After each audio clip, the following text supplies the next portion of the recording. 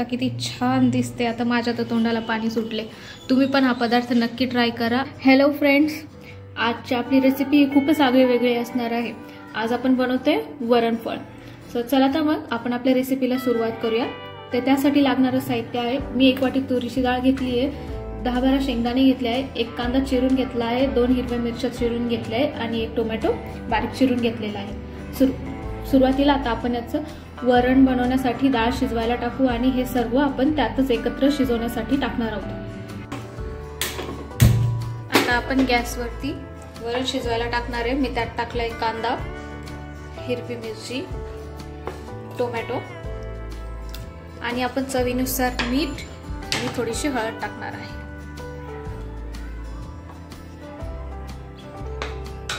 आणि हे शेंगदाणे मी आता कुकरला झाकण लावते। आपल्याला 2 ते 3 शिट्ट्या होऊन वरण व्यवस्थित शिजून घ्यायचं आहे। आपलं वरण शिजून होईपर्यंत आपण आता चपात्यांचं पीठ भिजवून घेतोय।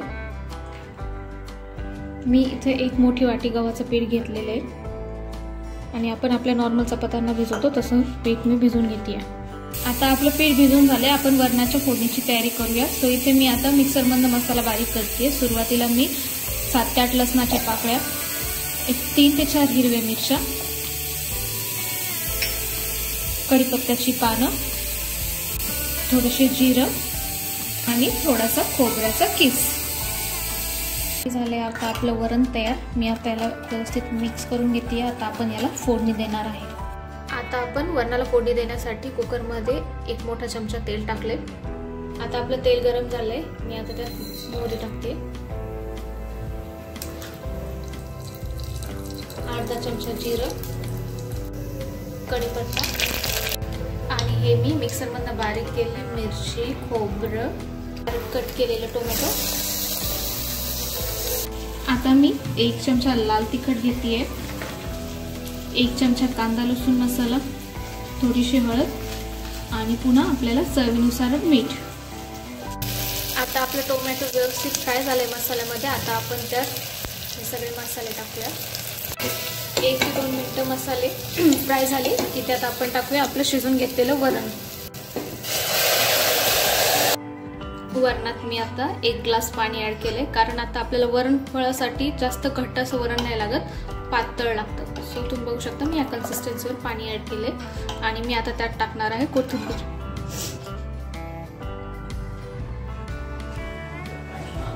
हे आपण चपात्यांचं पीठ भिजवून घेतलं होतं। आता मी याच्या चपात्या लाटणार आहे आणि आपण ते आता उकळलेल्या वरणात टाकणार आहे। ते कसं करायचं मी दाखवते।